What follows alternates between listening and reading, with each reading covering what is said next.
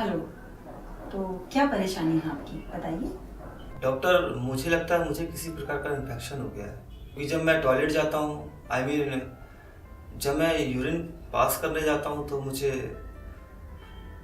लिंग में तकलीफ होती है। हो, आई सी।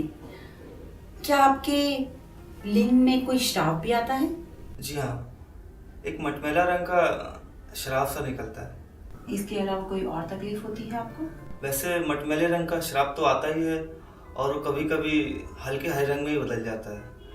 उसके कारण मेरे अंडकोश में सूजन भी रहती है। एक तो इतना दर्द होता है और ऊपर से बार बार पेशाब भी लगती है। ओके। तो मिसेस कुमार, क्या आपको किसी तरह का खास तरीके का कोई सिम्टम्स नजर आते हैं या फिर किसी तरीके का पेन?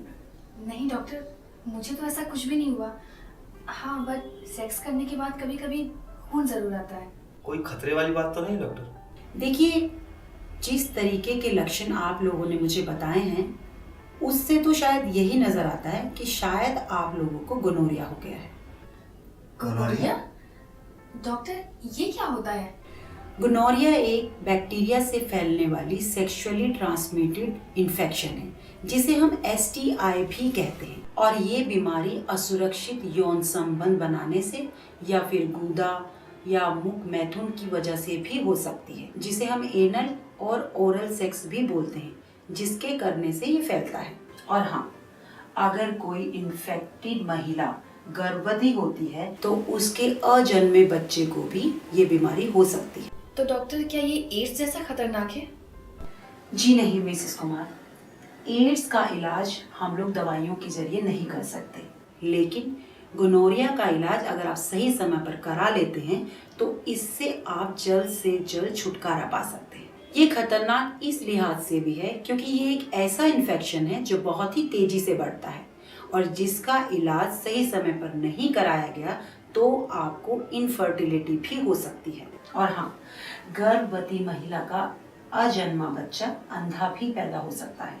पुरुषों के मुकाबले महिलाओं में इसके लक्षण बहुत देर से नजर आते हैं, लेकिन हाँ, अगर फिर भी आपको मटमैला या हरे रंग का वजाइनल डिस्चार्ज होता है या फिर वजाइना में कोई बदबू या फिर सेक्स के दौरान कोई दर्द या फिर सेक्स के बाद खून आना, इस तरह के कुछ लक्षण नजर आते हैं तो ये गोनोरिया के लक्षण हो सकते हैं। तो फिर अब हम क्या करें डॉक्टर? देखिए, सबसे पहले तो आपको जल्द से जल्द जांच करवानी होगी और अगर रिपोर्ट में कंफर्म होता है कि आपको ये प्रॉब्लम है, उसके बाद फिर हम इलाज आगे बढ़ा सकते हैं। ओके, तो डॉक्टर, जब तक हमारे रिपोर्ट्स नहीं आ जाते हमें क्या करना चाहिए?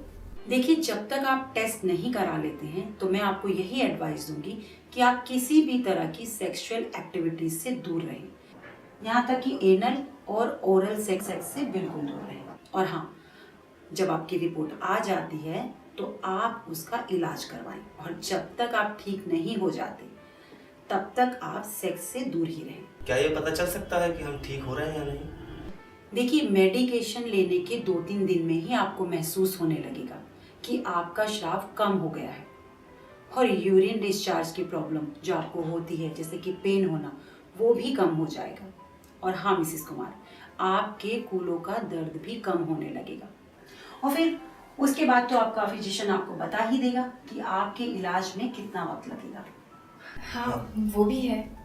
ध्यान रखिए, सेक्स के दौरान कॉन्डम का इस्तेमाल करना ना सिर्फ आपको अनचाहे गर्भ से बचाता है बल्कि वो आपको अनेक इन्फेक्शन से भी बचाता है। ठीक है डॉक्टर, हाँ अभी जाके जांच करा लेते हैं। जी हाँ, बिल्कुल, आप बिल्कुल भी देर ना करें। और हाँ, अगर उसके बाद भी कोई परेशानी है तो आप मुझसे आके कभी भी मिल सकते हैं। Thank you doctor. Welcome. Doctor, आज मैं आपके पास अपने कुछ डाउट क्लियर करने आया।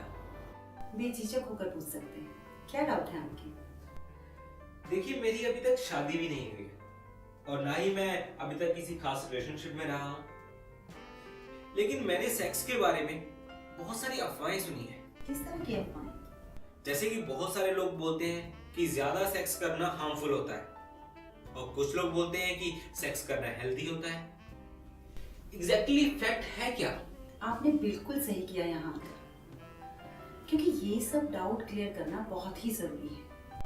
जो लोग हमारे वीडियो को देख रहे हैं, अगर उनके जीवन में भी कोई समस्या है शारीरिक तौर पर या फिर मानसिक तौर पर, तो हमारे नीचे दी गई मेल आईडी पर संपर्क कर सकते हैं, या फिर आपके कोई भी सुझाव हो वो भी आप हमें मेल के द्वारा भेज सकते हैं। और हमारी आने वाली वीडियोस को देखने के लिए आपके अपने चैनल लाइफ केयर को सब्सक्राइब करें।